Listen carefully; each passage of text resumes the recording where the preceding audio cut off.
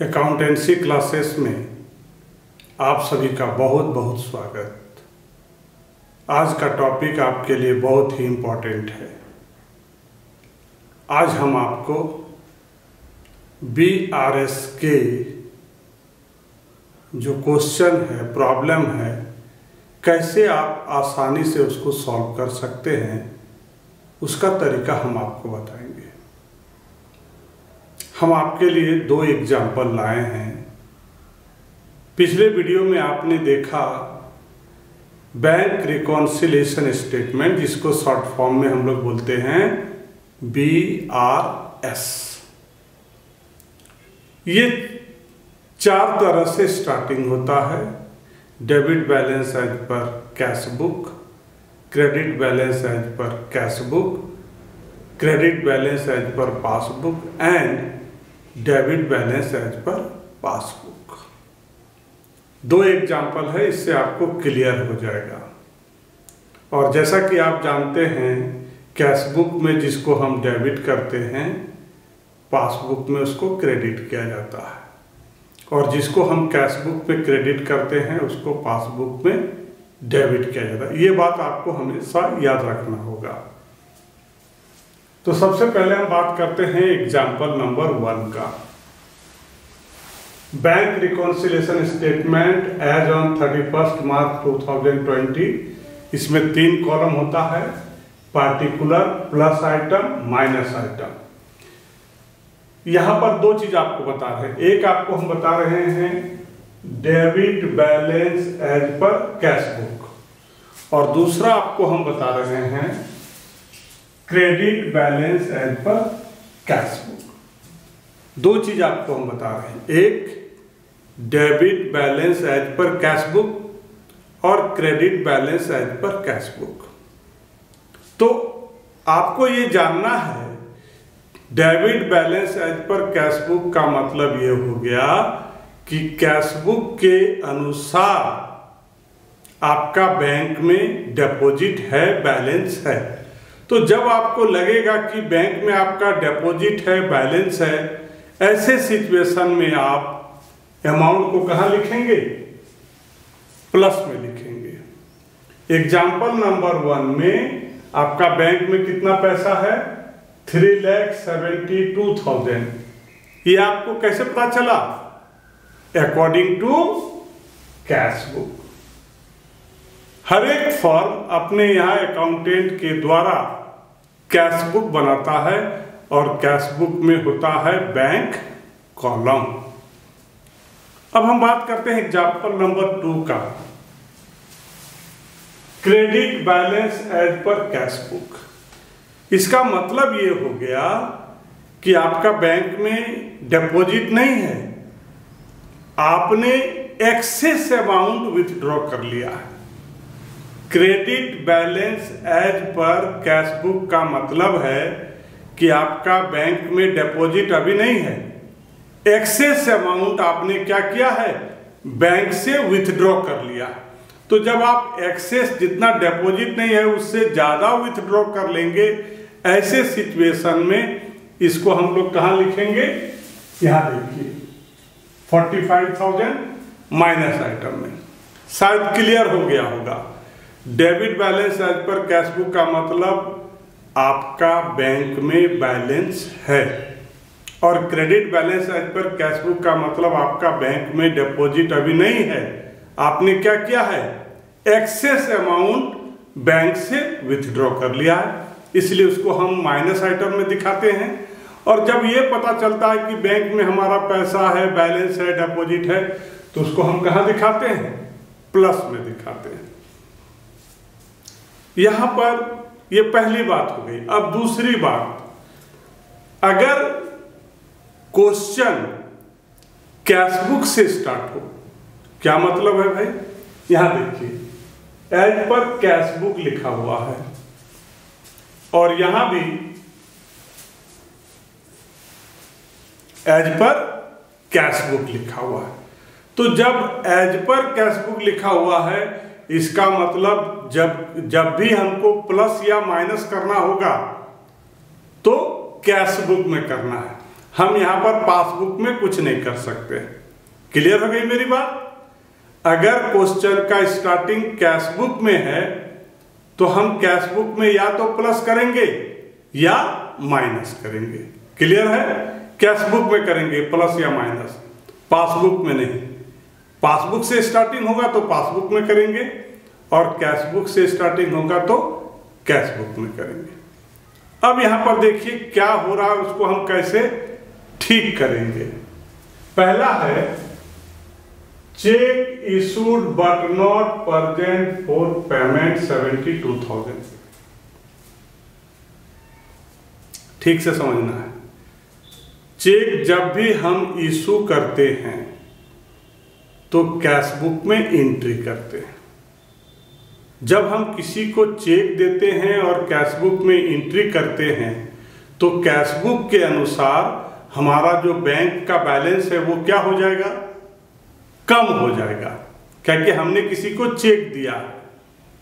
हमने किसी को चेक दिया है तो क्या है कि कैश बुक के अनुसार क्या होगा, हमारा जो बैंक में बैलेंस है वो कम हो जाएगा। इसमें लिखा है but not present for payment, लेकिन अभी वो जो चेक है जिसको हमने चेक दिया था वो बैंक में जमा नहीं किया। इसका मतलब बैंक में एज इट इज है और कैश बुक के अनुसार बैंक का बैलेंस मेरा क्या हो गया? कम हो गया। बैंक रिकॉन्सिलिएशन में आप क्या सीखते हो? इसको ठीक कैसे करना है। तो कम हो गया और पासबुक में किसी तरह का कुछ हम छेड़छाड़ नहीं कर सकते हैं, जो कर सकते हैं कैश बुक में कर सकते हैं। तो हम कैश बुक में क्या करेंगे? माइनस हो गया था ना, तो ठीक करने के लिए क्या करना पड़ेगा? प्लस कर देंगे। माइनस हो गया था तो ठीक करने के लिए क्या करेंगे? प्लस कर देंगे। इसलिए ये जो 72,000 है इसको हम कौन कॉलम में लिखेंगे? प्लस वाले कॉलम में लिखेंगे। ये हमारा क्लियर हो गया। अब आइए यहां देखिए, dividend receive by bank 5,000 but not enter in the cash book. Bank के द्वारा डिविडेंड रिसीव किया गया 5,000। दैट मीन्स पासबुक के अनुसार बैंक का बैलेंस बढ़ गया और कैश बुक में रिकॉर्ड नहीं हुआ। तो पासबुक में हम कम या बेसी नहीं कर सकते हैं। हम जो कुछ कर सकते हैं किसमें करेंगे? कैश बुक में करेंगे। तो कैसे होगा? पासबुक के अनुसार बैंक का बैलेंस बढ़ गया है और हमको छेड़छाड़ किसमें करना है? कैश बुक में। तो हम क्या करेंगे? कैश बुक में क्या करेंगे? उतना ही अमाउंट प्लस कर देंगे 5,000। हम सिर्फ और सिर्फ कैश बुक में, चूंकि स्टार्टिंग है कैश बुक, इसलिए हम कैश बुक में या तो प्लस कर सकते हैं या माइनस कर सकते हैं। अभी बैंक के द्वारा कलेक्शन किया गया तो बैंक के अनुसार, पासबुक के अनुसार बैंक का अमाउंट क्या हो गया? बढ़ गया। तो कैश बुक और पासबुक को बराबर करने के लिए कैश बुक में क्या करना पड़ेगा? प्लस करना पड़ेगा। इसलिए हमने इस अमाउंट को क्या कर दिया? प्लस के आइटम में लिख दिया। Interest allot by bank 1250। Bank के द्वारा इंटरेस्ट दिया गया। इससे क्या होता है? हमारा जो बैंक बैलेंस है पासबुक के अनुसार इंक्रीज कर गया। बराबर दोनों को करना है। बैंक रिकॉन्सिलिएशन स्टेटमेंट में क्या करना है? दोनों को बराबर करना है। पासबुक में हम कुछ नहीं कर सकते, तो क्या करेंगे? कैश बुक में इंक्रीज कर देंगे। इंक्रीज करने के लिए हमको क्या करना पड़ेगा? प्लस करना पड़ेगा। प्लस करना पड़ेगा मतलब प्लस आइटम में लिखना है 1250। Number 3। Number 4, cheque deposit into bank but not collected by the bank. Cheque हमने बैंक में जमा किया। चेक बैंक में जमा करने से पहले हम उसकी एंट्री कहाँ करते हैं? कैश बुक में करते हैं। तो कैश बुक, चेक जमा करने से पहले कैश बुक में एंट्री करते हैं, तो कैश बुक के अनुसार मेरा बैंक बैलेंस क्या हो जाएगा? बढ़ जाएगा। कैश बुक के अनुसार बैंक बैलेंस बढ़ गया, लेकिन बैंक के द्वारा क्रेडिट नहीं हुआ, तो पासबुक मेरा जैसा का तैसा ही है। और कैश बुक क्या हो गया था? इंक्रीज हो गया था। छेड़छाड़ किस में करेंगे? कैश बुक में। दोनों को बराबर करने के लिए क्या करना पड़ेगा? कैश बुक में माइनस कर देंगे। तो ये हम माइनस कर देंगे 15400, 15400 माइनस कर देंगे। Bank charge number 5, bank charge of ₹200। आपका काम जो बैंक करती है उसके अगेंस्ट में बैंक आपसे चार्ज लेती है। Bank charge 200, that means passbook के अनुसार बैंक का बैलेंस 200 आपका क्या हो गया? माइनस हो गया। पासबुक में आप कुछ नहीं कर सकते हैं, कैश बुक में, और कैश बुक क्या है? एज इट इज है, जैसा का तैसा है। तो कैश बुक को पासबुक से मिलाने के लिए कैश बुक में क्या करना पड़ेगा? 200 माइनस करना पड़ेगा। तो इसको हम लोग कहां लिखेंगे? माइनस आइटम में लिखेंगे 200। नेक्स्ट है cheque of ₹320 deposited into bank but dishonour. Cheque हमने बैंक में जमा किया 320 का, तो चेक बैंक में जमा करने से पहले हम लोग कैश बुक में एंट्री करते हैं, जिससे कैश बुक के अनुसार बैंक का बैलेंस बढ़ जाता है। लेकिन बैंक के द्वारा चेक डिजॉनर हो गया। चेक डिजॉनर होने का मतलब किसी कारणवश आपका बैंक में, चेक तो आपने जमा किया, लेकिन किसी कारणवश आपके बैंक में पैसा जमा नहीं हुआ, तो कैश बुक में तो आपने एंट्री कर दिया, तो कैश बुक के अनुसार आप क्या समझते हैं कि मेरा 320 प्लस हो गया।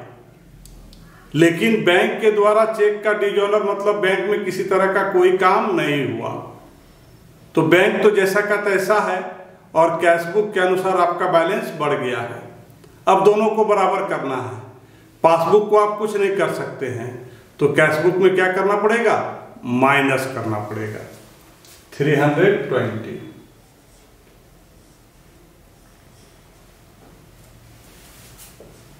नेक्स्ट है bank paid house tax on our behalf of ₹350। Bank मेरा बहुत सारा काम कर देता है। बैंक ने मेरे लिए हाउस टैक्स 350 जमा कर दिया, तो बैंक अगर किसी को पेमेंट करेगा मेरे बिहाफ में, तो पासबुक के अनुसार मेरा बैंक का पैसा क्या हो जाएगा? घट जाएगा। तो बैंक का पैसा घट जाएगा और कैश बुक को कोई इंफॉर्मेशन नहीं है, तो यहां भी क्या हो गया? बैलेंस नहीं है। बैंक रिकॉन्सिलिएशन में आप क्या करते हैं? उसको ठीक करना है। पासबुक को हम कुछ नहीं कर सकते हैं, तो पासबुक में क्या हो गया था? डिक्रीज हो गया था, बैलेंस डिक्रीज हो गया था। तो कैश बुक को भी क्या कर देंगे? डिक्रीज कर देंगे, माइनस कर देंगे। How much? 350। अब हम इसको प्लस करेंगे तो अमाउंट आएगा 4,50,250 और इसको प्लस करेंगे तो आएगा 16,270। यहां पर दोनों को हम क्या करते हैं? टोटल करते हैं। टोटल प्लस आइटम को भी और माइनस आइटम दोनों को हमने क्या किया? प्लस किया। अब एक दूसरे को माइनस करेंगे तो कितना आएगा? 433,980। दोनों को माइनस करने से आएगा 4,33,980। पिछले वीडियो में हमने आपको बताया कि दोनों में से जो ग्रेटर होगा अमाउंट उसके नीचे लिखना है। ठीक है, अब यहां पर ध्यान देना है, नीचे तो लिखना है ये जो अमाउंट आया इसको लिखना है एज पर पासबुक। यहां पर एज पर कैशबुक है तो यहां पर होगा एज पर पासबुक। और स्टार्टिंग आपका डेबिट या क्रेडिट होगा वो आपको जानना है कि यहां पर डेबिट लिखेंगे या क्रेडिट लिखेंगे। अगर डेबिट अगर प्लस से शुरू हुआ और समाप्त कहां हुआ, प्लस में, तो अगर डेबिट है तो यहां पर लिखाएगा credit, credit balance as per passbook. अगर हम प्लस से शुरू किए और आंसर भी प्लस में आया तो यहां पर डेबिट है तो क्रेडिट होगा, और अगर प्लस से शुरू किए और माइनस में आंसर आता तो यहां डेबिट है तो यहां भी क्या होता, डेबिट होता। और ये हमेशा एक जैसा रहेगा, एज पर कैशबुक यहां पर होगा एज पर पासबुक। सिर्फ इसमें चेंजिंग है कि डेबिट है तो क्रेडिट होगा, डेबिट है तो डेबिट होगा, डेबिट है तो क्रेडिट होगा अगर हम प्लस से शुरू करेंगे और आंसर भी प्लस में आएगा तो। अब आइए हम लोग देखते हैं example number 2। Credit balance as per cash book minus में, दैट मीन्स यहां पर क्या किया गया है, ट्रेडर के द्वारा एक्सेस अमाउंट विथड्रॉ कर लिया गया, जिसको हम लोग ओवरड्राफ्ट भी बोलते हैं। तो जब ओवरड्राफ्ट होगा तो अमाउंट को कहां लिखेंगे, माइनस में।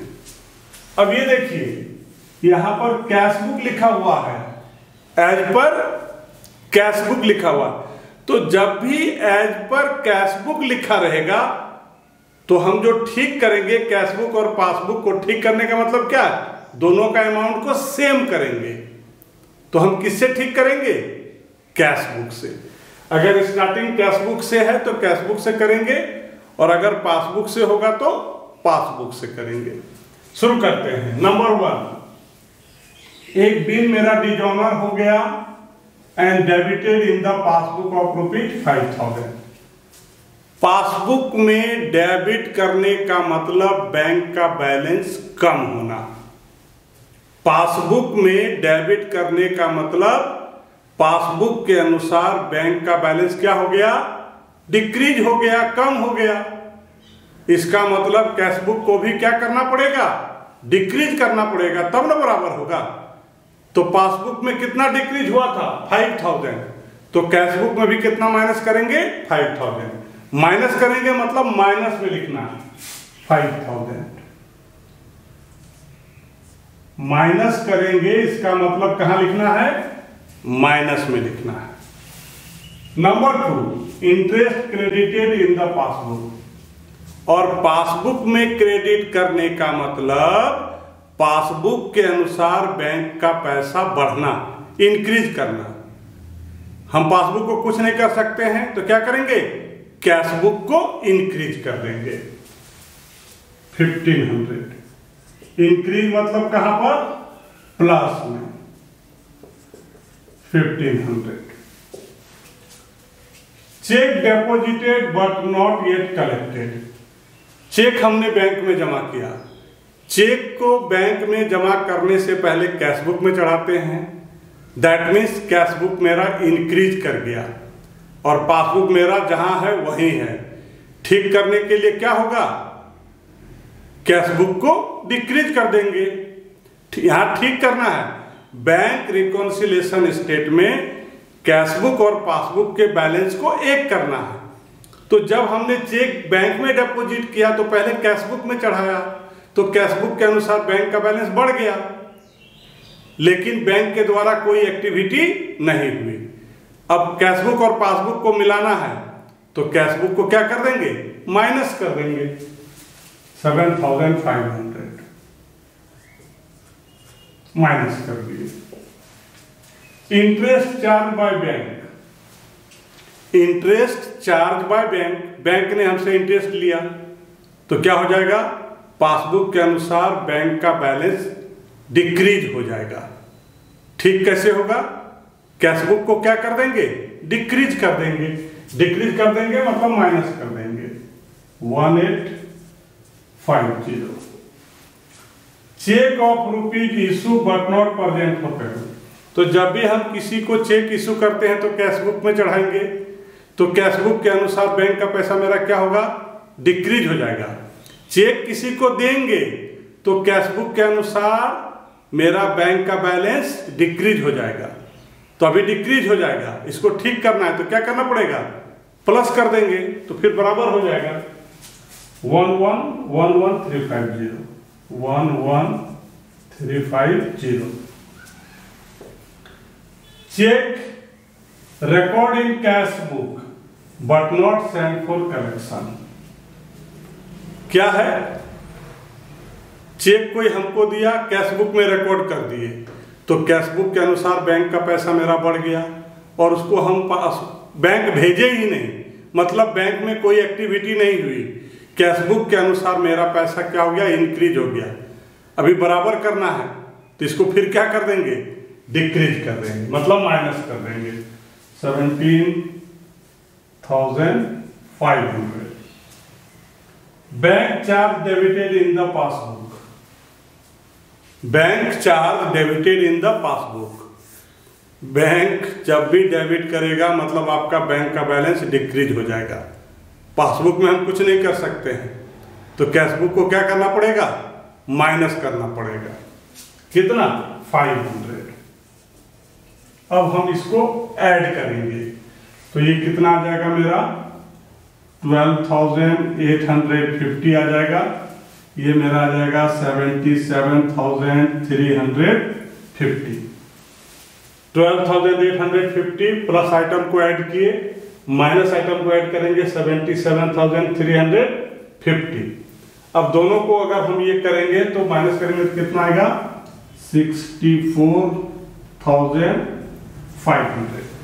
हमने आपको क्या सिखाया है, दोनों को माइनस करेंगे और दोनों में से जो अमाउंट ग्रेटर होगा उसके नीचे लिखना है।